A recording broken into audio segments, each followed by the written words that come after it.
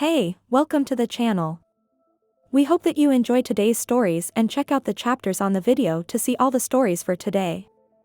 But before we get into this video, subscribe to the channel and hit that bell icon to get notified when we release a new video. So let's get into the video. The story of how these keys made me believe. I've had many paranormal experiences throughout my life and even some unexplained experiences that make me question my own reality. If you want to hear more about my experiences, just let me know. I'm an open book. I call this one keys for a very specific reason. When I was in high school, my longtime friend group would hang out regularly on the weekends. During one specific year, we used one house as our hangout spot. One member of the friend group had just moved into this house, and his mom let us do whatever we wanted. For the sake of his privacy, we can call him Nick. The other members of the friend group were not there for this occasion, so their names do not matter right now. I had an experience at Nick's house that has stuck with me to this day. Many experiences, actually, but this one in particular. I was at Nick's house one night, along with his younger sister and his cousin. We were all sitting in his living room, all sharing space on a giant bean bag he owned. We were all excited that night because Nick's mom had decided to stay at a friend's house that night. So, we had the house all to ourselves. It seemed like a normal night until, suddenly, we all heard what sounded like a window breaking. It sounded like it was coming from Nick's little sister's room. Then it sounded like someone was tearing through the room, throwing things all around and breaking things. Nick's little sister and cousin began crying and screaming immediately. In a panic, Nick and I ran to his sister's room, completely unarmed. We busted open her bedroom door, expecting to be greeted by whoever had just broken into the house. However, we were greeted with a room that was completely clean. Nothing was out of place, and the window wasn't broken. We thought that maybe we mistook what room had been broken into. We proceeded to check every room in the house, only to be greeted with the same thing. No windows had been broken, and there was nobody else in the house. We were understandably confused by this. The four of us huddled together on the beanbag once more to console one another. That's when I heard it. The sound would completely change my perception of the paranormal. Of course, I didn't know at that moment that this sound would have such an impact. It sounded like a set of keys being dropped on a table in his kitchen to our left. I jumped up to investigate, but once again, I found nothing. The rest of the night was uneventful, but we couldn't sleep. The next day, I told my mom about what had happened. She entertained the idea and listened to the story half-heartedly. That is until I mentioned the set of keys dropping. That made her eyes go wide, which obviously concerned me. She told me that she needed to tell me something. She told me that when she was in high school, some of her friends were unsavory. Not only was she close friends with a practicing witch, but she even dated a Satan worshiper. It may have been a rebellious teen choice, seeing as how she was actually very religious. He eventually asked her to join in on a seance or a ritual of some kind. She sat in the circle with him but refused to say anything. She told me that during the ritual, things began flying around the room and scared her so bad that she ran out and never talked to that guy again. She said that she felt as though something may have followed her through. She said that she always felt like she was being watched and as if something was always creeping up behind her after that. So, she told her friend that is a practicing witch about this event. Her friend told her that a demon may have tried to attach itself to her and that she needed some sort of protection. Her witch friend told her that she could help attach a protective entity to her. So, her witch friend performed a ritual of her own. Obviously, my mom didn't make the best decisions. After the ritual was over, her witch friend told her that the entity was with her and always would be. That he would protect her from any evil spirits that may intend harm. She then told my mom that she would know even this entity was present because he would make himself known. She said that you would know he was there if you heard the sound of keys jingling and that his name was Keys. When my mom told me that, I felt ice in my veins. I obviously wondered if I had heard Keys there that night at Nick's. However, if he is attached to my mom, then why would I have heard him? Does he protect her and everything that belongs to her? I would ask if he were even real. It just seems like too scary a coincidence.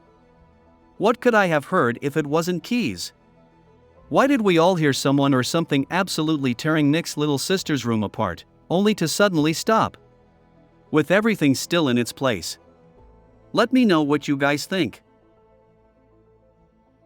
If you're enjoying today's video, smash that like button and consider subscribing to the channel for more videos and interesting stories.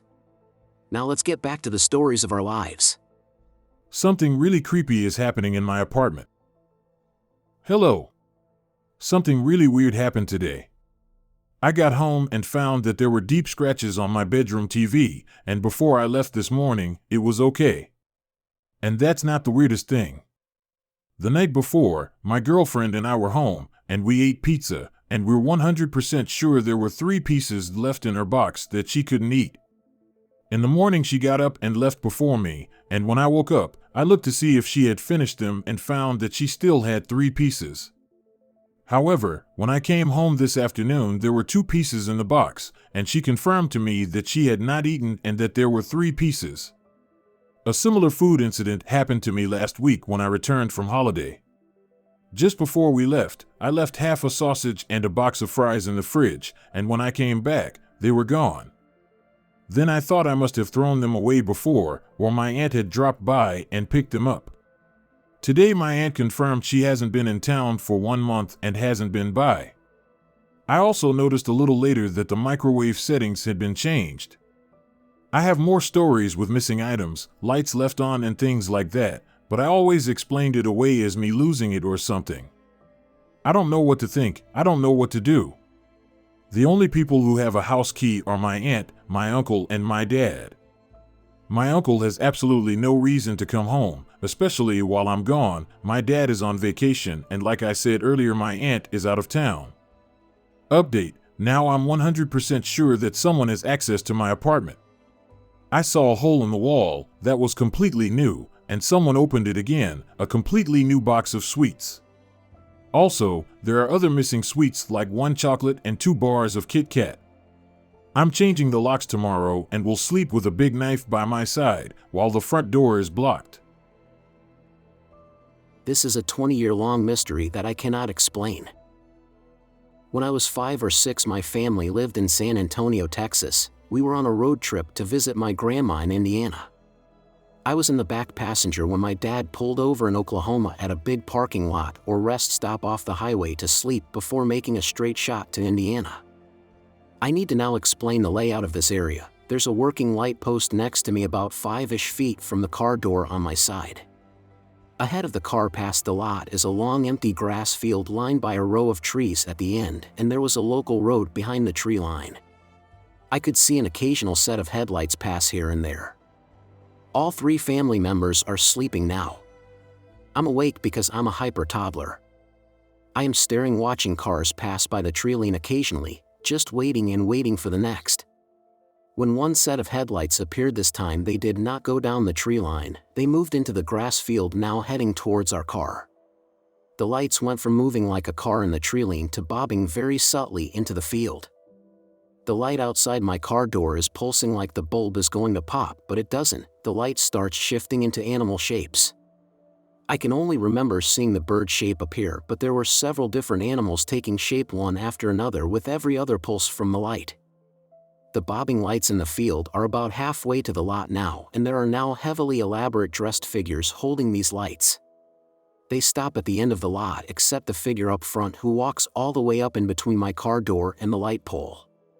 I'm fascinated. No fear. This is not a human, it is heavily robed and decorative with a hood on. The garments looked prideful. Elaborate. Its face is the same substance as the light pulse.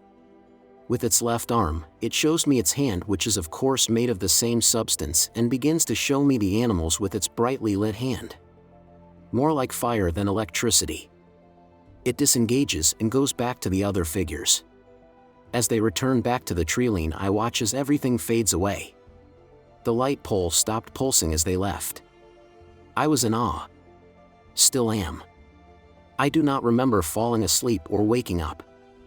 I immediately told my family. It spooked them. They don't like talking about it. I've never had anything like this happen ever again. Lucid dream? I was in control of my body, but it felt like real life. I haven't shared this online before. I don't have a single memory as vivid as this. It scares me. But also, it makes me curious. Any outside perspective may help. If you've enjoyed this video, consider subscribing and check out more videos from the channel.